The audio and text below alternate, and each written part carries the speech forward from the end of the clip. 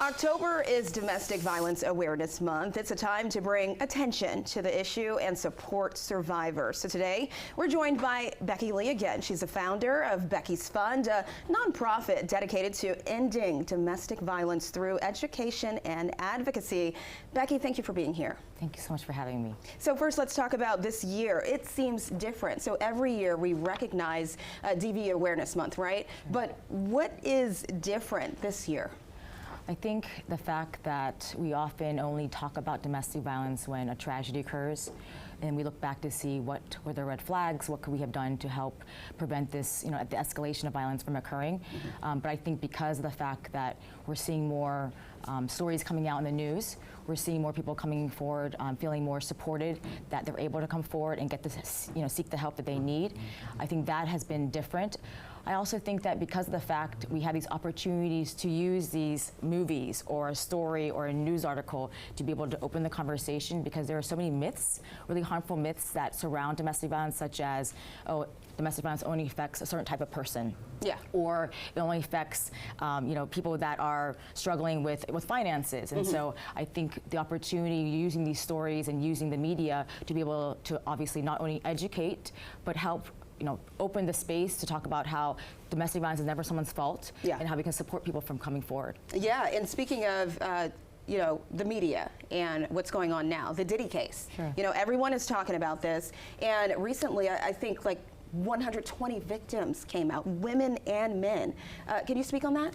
Sure. I think that anytime there's an opportunity where we can shed light on a lot of the different factors that sort of perpetuate domestic violence, one of them being the victim blaming, that survivors often feel that the way the headlines are written or the way that we talk about, different sort of situations where they feel like it was their fault, because the fact that we often focus the story basically on the survivor's role versus on the perpetrator's actions and responsibility. Specifically with the Diddy case, I think even with the watershed moment, right, with Cassie and her story coming out, but also then having more numbers of people coming out forward to be able to share that they've been through this. Every time that comes out, I think it allows another survivor to realize they're not alone, and that they are able to then seek the support that they need and deserve, because there's still so much victim blaming. Yeah. Even the responses to the P. Diddy story over the last couple of weeks, we see people saying, oh, why'd you wait so long? Why are you reporting it now?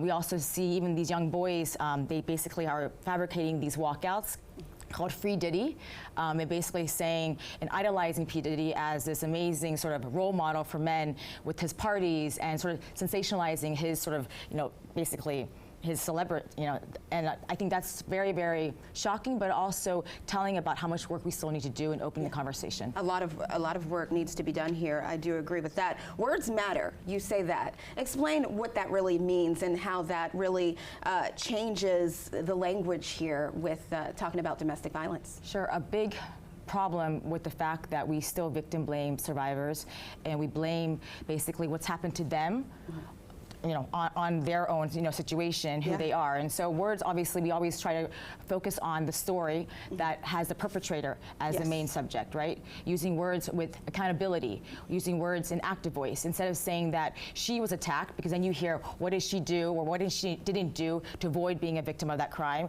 Use the statement, he attacked her. Yeah. We also often use statements that are victim blaming. So instead of saying she didn't leave, say, well, he threatened to stalk her and to kill her if she left, as well as using statements like of mutuality. So instead of saying they had a domestic dispute, no, they had an argument and he punched her in the face after she rejected him. And so it's really important to realize that abuse is a choice.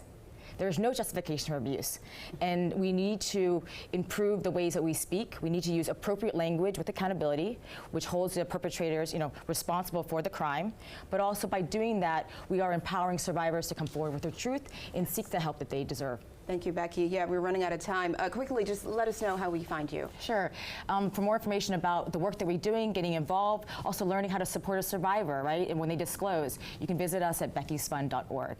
Okay, Becky, thank you so much. All right, I'm going to send things over to you guys.